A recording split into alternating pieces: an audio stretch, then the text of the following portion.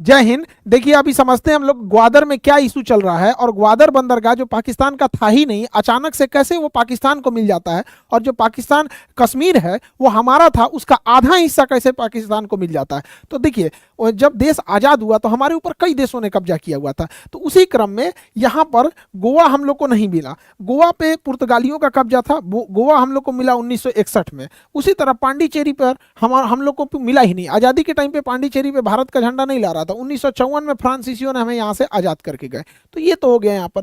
अब पाकिस्तान का ये वाला एरिया जो था ग्वादर, ये पाकिस्तान का नहीं था। ग्वादर बंदरगाह एक्चुअल में ओमान का था, और ओमान यहाँ से कंट्रोल करता था। बट ग्वादर उस समय स्मगलिंग का बहुत बड़ा अड्डा था। 1945-50 के आसपास जब हमें आज़ादी मिली थी तो पूरी उस समय दो जगह सबसे ज़्यादा स्मगलिंग होती थी, एक ग्वादर में और दूसरा सिंगापुर में। ये लूट खसोट का अड्डा बन गया था। तो अभी हम फोकस करते हैं ग्वादर पे। तो पाकिस्तान ओमान से लगातार बातचीत करने लगा कि हमें ग्वादर बंदरगाह दे दिया जाए। इसी क्रम में लंबे और से 10 साल की हुई मीटिंग्स और वार्ताओं के बीच में ये एक लंबा मीटिंग चला कि ग्वादर बंदरगाह अब कराची को पाकिस्तान को सौंप दिया जाए।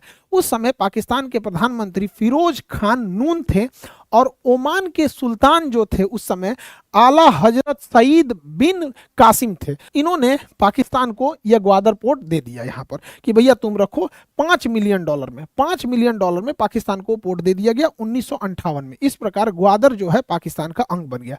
पाकिस्तान इस ग्वादर बंदरगाह को डेवलप कैसे करे, तो पाकिस्तान के पास यहाँ पे ऑलरेडी था कराची बंदरगाह, और उस समय मुंबई यहाँ पे भारत का सबसे बड़ा बंदरगाह था। तो पाकिस्तान का सारा लोड पड़ गया इसके कराची बंदरगाह पे, और भारत का सारा लोड बन गया मुंबई पे। तो भारत ने मुंबई के जस्ट सट के जवाहरलाल नेहरू बंदरगाह बनाया। दोनों सट के आमने सामने है सब, दोनों यहाँ पे थोड़ी दूर के डिस्टेंस पे है सब यहाँ पे। तो देखा देखी पाकिस्तान ने भी कराची बंदरगाह के बगल में एगो बना दिया, मोहम्मद बिन कासिम बंदरगाह यहाँ पर। इसके बाद पाकिस्तान को लगा कि नहीं, हमें अब डेवलप करना चाहिए ग्वादर बंदरगाह को। तो ये ग्वादर बंदरगाह को डेवलप करने के लिए कराची सिंगापुर से समझौता किया, और सिंगापुर ने इस पे लीज लिया कि हम इसे डेवलप करेंगे। लेकिन सिंगापुर 3-4 साल तक कोई डेवलपमेंट यहाँ किया ही नहीं। तो सिंगापुर के ऊपर फाइन भी लगाया गया यहाँ पर, और फाइनली सिंगापुर से इस डील को कैंसिल करके चाइना को इस डील में बुलाया गया। चाइना ने देखा कि यहाँ पर भारत को घेरने का भी काम किया जा सकता है, इसलिए चाइना ने पाकिस्तान को कहा कि चाइना पाकिस्तान इकोनॉमिक कॉरिडोर बनाते हैं, कि हम यहाँ केवल बंदरगाह नहीं बनाएंगे बल्कि यहाँ से एक सड़क भी ले जाएंगे अपने देश में। अब ये सड़क पीओके होके जा रहा था, जो हरि सिंह के समय ही पाकिस्तान ने कब्जा कर लिया था ये एरिया में। भारत ने विरोध भी जताया, लेकिन चाइना इस ओर से ले गया। इसके अलावा चाइना ने कहा कि ये सड़क इतनी लंबी रहेगी, बहुत अच्छी, और इसी के अगल बगल में कोई भी चीज़ का डेवलपमेंट होगा, बिजली घर वगैरह, वो भी डेवलप करेंगे। तो सीपीईसी में सड़क शामिल है, बंदरगाह शामिल है, और उसमें उसके अलावे बड़ी बड़ी उद्योग शामिल है। इसी रास्ते के बीच में कोल फील्ड शामिल है, बिजली घर प्रस्तावित है। सीपीईसी सड़क के पास आसपास के एरिया में डेवलप करने के लिए दो दो बड़े बड़े विंड टरबाइन लगाए गए हैं। लगभग 11 मेगा प्रोजेक्ट लगाया गया है, जिसमें सोलर प्लांट के द्वारा बिजली बनाया जाएगा। तो कभी भी सीपीईसी को ये नहीं सोच लीजिएगा लोग कि केवल वो बंदरगाह और सड़क है। दुनिया में चाइना सबसे ज़्यादा कोयला उत्पादन में भी है, और ये सोलर पैनल के मामले में भी है। इसके अलावा चाइना इसी प्रोजेक्ट के तहत, सीपीईसी के तहत, पाकिस्तान में बहुत हैवी पैसा इन्वेस्टमेंट करके वहाँ बड़े बड़े बांध बना रहा है, जिससे कि पाकिस्तान को बिजली सप्लाई हो सके और बाढ़ पे भी नियंत्रण किया जा सके। हालांकि इसमें बहुत पैसे खर्च होते हैं। हम लोग एक छोटा सा घर बनाते हैं तो सोच रहा है इतना पैसा खर्चा हो जाता है, सोचिए इतना बनाने में अरबों खरबों लग जाते हैं।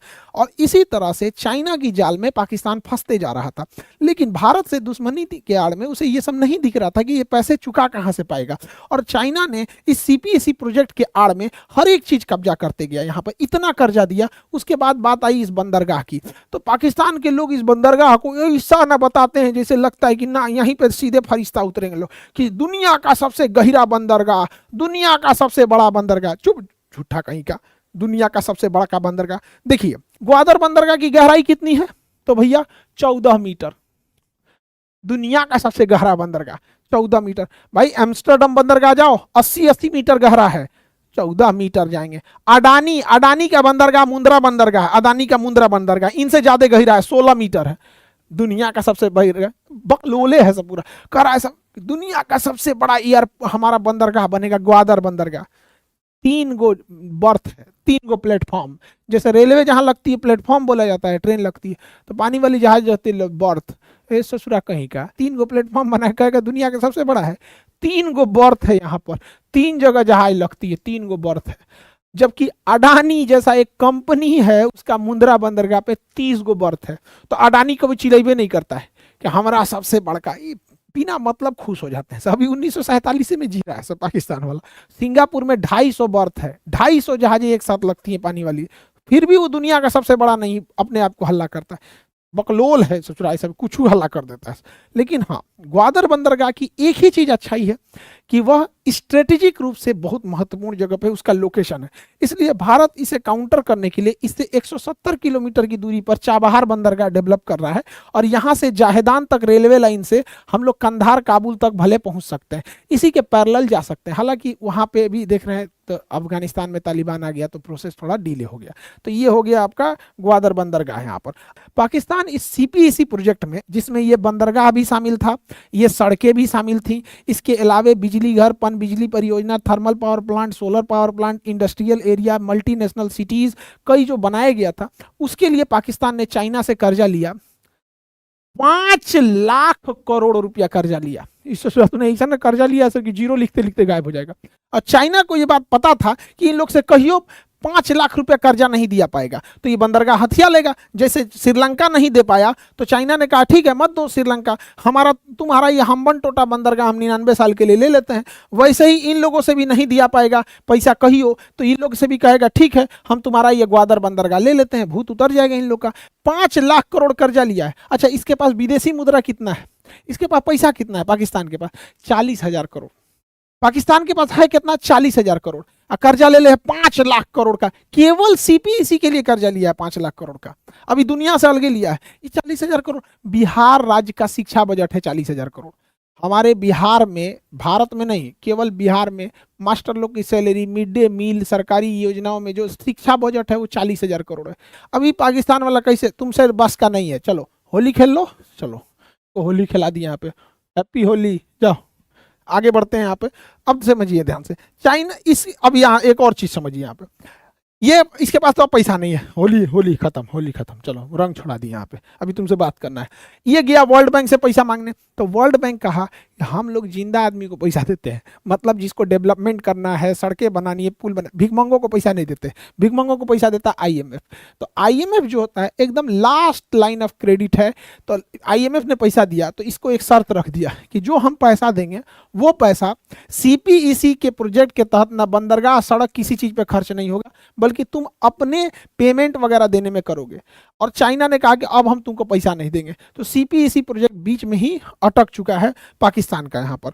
अब पाकिस्तान, ये सीपीईसी सड़क की 2 सबसे बड़ी चैलेंजिंग क्या है कि पाकिस्तान के 2 सबसे बड़े आतंकवादी संगठन, एक टीटीपी, तहरीके तालिबान पाकिस्तान, इसका कहना है कि जिस तरह से अफगानिस्तान पे कब्जा तालिबान ने कर दिया, पाकिस्तान पे कब्जा टीटीपी करेगा। टीटीपी यहाँ पर जिसको मन करता है मार देता है। यहाँ पर अभी कुछ दिन पहले मारा, यहाँ पर जो भी चाइना के वर्कर होते हैं वो तो ऐसे ही पहचान में आ जाते हैं, सब खड़े सुतल रहता है, आधा आंखिए खुलता है, उनको मार देते हैं। तो यहाँ कोई चाइनीज वर्कर काम करने वाला नहीं चाहता ही नहीं है। सेम उसी तरह ग्वादर में, अभी ग्वादर बंदरगाह उड़ा दिया बीएलए वाले ने, बलूचिस्तान लिबरेशन आर्मी।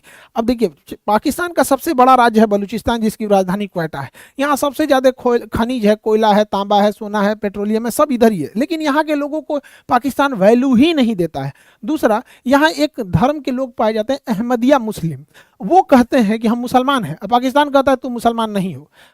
अलग बात है कोई मुसलमान है नहीं है वो कोई बात नहीं, चलिए कोई हर धर्म के लोग रहते हैं। तो इसका कहना है कि नहीं हम तुमको गोली मार देंगे। अरे भैया वो अहमदिया है तो तुम गोली काहे मार दोगे, तुम्हारा मन है मत मानो उन्हें, यहाँ पे तो गोली मार देते हैं सब। तो वो सब मिल के धो दिया सब, अभी उड़ा दिया है सब, ग्वादर बंदरगाह उड़ा दिया है सब, कोई पानी वाली जहाजें नहीं जा रही है। 3 गो तो प्लेटफॉर्म पे से मार के एगो उड़ाइए दिए यहाँ पे, बताइए यहाँ पे। तो ये दोनों भाई लोग, तुम लोग बहुत अच्छा काम कर रहे हो भाई। देखो हमारे दुश्मन का दुश्मन, तुम्हें कोई दिक्कत उक्कत होगा तो हमारे इधर नहीं आना जी, उधर ही निपट जाना यहाँ पे। तुम लोग तो और खतरनाक है, किसी का नहीं है सभी सब। तो किसी भी आतंकवादी या गुंडे उंडे से ज्यादा सहयोग नहीं लेना चाहिए।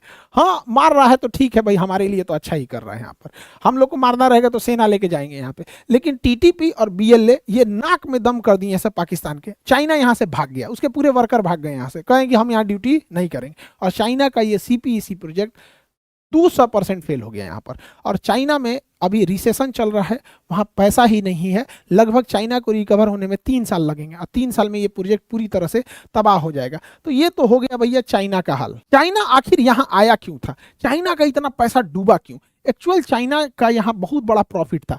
चाइना अगर यहाँ से आता, यहाँ से, तो यहाँ से जब वो पेट्रोल लेके जाता था तो चाइना को एक लंबी दूरी तय करनी होती थी, और यहाँ भारत से होके जाना था। भारत यहाँ इसको आराम से धो देता है, यहाँ अंडमान निकोबार में धोता है, यहाँ नीचे धो देता है यहाँ पर।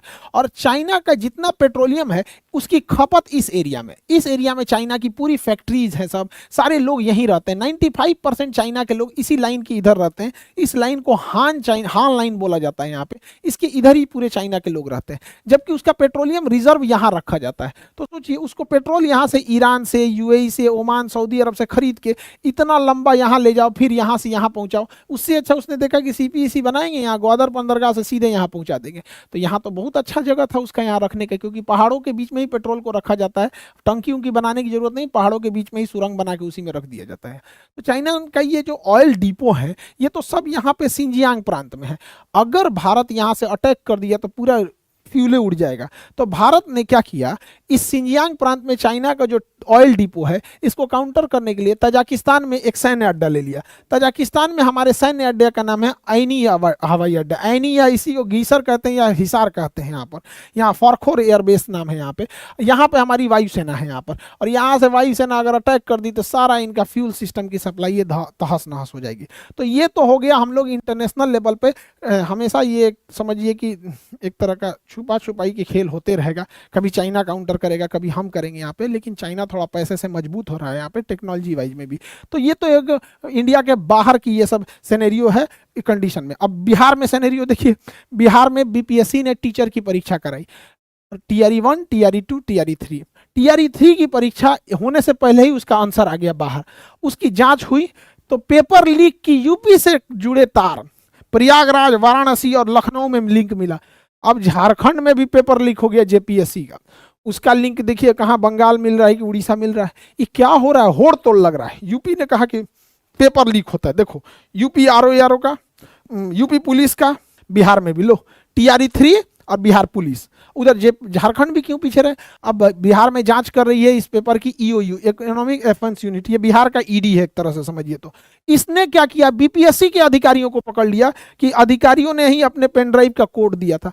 ये बताओ भाई अधिकारी लोग, आप लोगों से हाथ जोड़ के विनती है कि विद्यार्थी बड़ी मेहनत से पढ़ाई करता है, हम लोग को भी बड़ा थक जाते हैं लोग पढ़ाते पढ़ाते, चाहे जैसा हो, मन रहे पढ़ाने का, तबीयत ठीक रहे ना रहे, रोजा में आदमी झूल जाएगा ना, तो ऐसे झुक के पढ़ाएगा टेक लेके कि हाँ बच्चों पढ़ो, और बाद तुम लोग ऐसा अधिकारी जो ऐसा रद्द करके पेपर निकाल बाहर कर दे तो मनोबल टूट जाता है यहाँ पे। यूपी का भी यही हाल था, ARO का भी पेपर लीक हुआ था। खैर अभी तो यूपी PCS का जो एग्ज़ाम था उसको तो जुलाई में पोस्टपोन कर दिया गया, चुनाव के मद्देनज़र इतना ज़्यादा बीच में था। UPSC को भी पोस्टपोन किया गया, जून में लेके गए लोग यहाँ पर। तो उसके जो इलाहाबाद के सेंटर हैं उस पर भी अब क्लासेज स्टार्ट हो जाएंगी।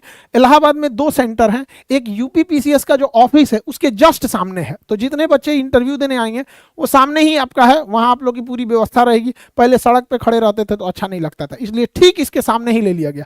वहाँ से अपना चाय पानी पीजिएगा, आराम से आशीर्वाद लेंगे और जाके एकदम झंडा गाड़ के आइएगा उस साइड में, फिर सामने आके हमसे मिलिएगा। तो 2, एक तो यहाँ है, दूसरा क्लास कहाँ है, तेज बहादुर रोड में, सिविल लाइन के पास ही एक तेज बहादुर रोड है। तो एक UPSC के जस्ट सामने यूपी PCS के है, यहाँ पे भी एडमिशन स्टार्ट हो गए हैं। लेकिन बाबू लोग जो इलाहाबाद सेंटर पे है वहाँ पे इतनी भीड़ मत लगा दो लोग, वहाँ से सेंटर से कॉल आ रहा है कि सर यहाँ पर कंट्रोल नहीं हो पा रहे हैं। बाबू मेरे, वहाँ पर हम लोग परेशान हो जाएंगे सेंटर के लिए, जब बताएंगे तभी वहाँ जाएंगे लोग, इलाहाबाद के जितने लोग। बाकी हम सारे चीज़ों को आप लोग को, इलाहाबाद में भी यूपी PSC का है, RO का है और UPSC का, सारे चीज़ों का क्लास स्टार्ट कर देंगे। और देहरादून में NDA वाले, देहरादून में NDA से एयरफोर्स वाले लोग, पटना में तो है ही आपका ऑनलाइन है ये, देहरादून में सजदारा रोड में ये कोचिंग है, सजदारा रोड में। तो आप देहरादून में जाएंगे जब वहाँ पर, तो सजदारा रोड में आपका NDA का भी क्लास हो रहा है। बाकी आप लोग मन लगा के पढ़ाई कीजिए। NDA CDS वाले लोग, बहुत खुशी होती है जब आप लोग लेफ्टिनेंट कैप्टन बन के कुछ आते हैं तो बड़ा देख के खुशी होती है। ऐसे ही फ्यूचर के जो डॉक्टर, इंजीनियर, JEE, नीट, सारे लोग मन लगा के पढ़ाई कीजिए।